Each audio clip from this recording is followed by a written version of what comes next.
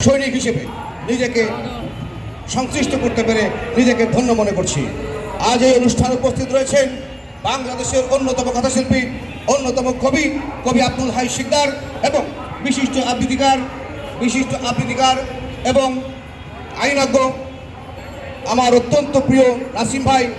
উপস্থিত রয়েছেন ঢাকা বিশ্ববিদ্যালয়ের অন্যতম স্বনামধন্য অধ্যাপক, উপস্থিত রয়েছেন ঐক্যজনের সভাপতি এবং সদস্য সচিব, আর আপনারা যারা সম্মানিত সামনে বসে আছেন, হৃদয়ের অন্তরস্থল থেকে আপনাদেরকে জানাই শুভেচ্ছা এবং অভিনন্দন। সেই সঙ্গে সেই 2000 শহীদদের এবং প্রায় 50,000 আহতদের আমার পক্ষ থেকে বিনম্র শ্রদ্ধা এবং সালাম জানিয়ে আমি আমার বক্তব্য শুরু করছি। সেদিন এক টকশোতে শুনলাম একজন বলছেন যে আন্তর্জাতিক যে নিয়ম রয়েছে সেই নিয়ম অনুযায়ী এই যে 24-এর গণহত্যা এটা জেনোসাইড ছিল না।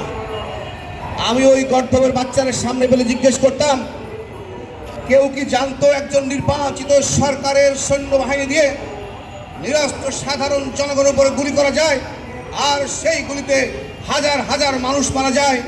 তা যদি জানতো তাহলে নিশ্চয়ই তারা 5 জন নিহত হলেই সেটাকে জেনোসাইড হিসেবে আখ্যায়িত করত। আপনাদের মনে পড়ে, এই তো সেদিনের কথা, 3 মাসও হয়নি, 100 দিন হতে চলেছে আজকে, যে ইউনিয়ন পরিষদের একজন চেয়ারম্যান মেম্বার থেকে শুরু করে মন্ত্রী পরিষদ সচিব পর্যন্ত পদত্যাগ করতে হয়, একজন প্রধানমন্ত্রী থেকে শুরু করে একজন চৌকিদার পর্যন্ত পদত্যাগ করতে হয়, একজন বিশ্ববিদ্যালয়ের ভিসি থেকে শুরু করে একজন স্কুলের প্রধান শিক্ষক পর্যন্ত পদত্যাগ করতে হয়, হাজার হাজার পুলিশকে পালিয়ে যেতে হয়। বিনা অপরাধে নিশ্চয়ই না। বাংলাদেশের জনগণ প্রমাণ করেছে যে আমরা ছাড় দেই কিন্তু ছেড়ে দেই না। যখন মাটির প্রশ্ন আসবে, যখন স্বাধীনতার প্রশ্ন আসবে, যখন সার্বভৌমত্বের প্রশ্ন আসবে, তখন আমরা আমাদের জীবনের ঠয় কেয়ার করি।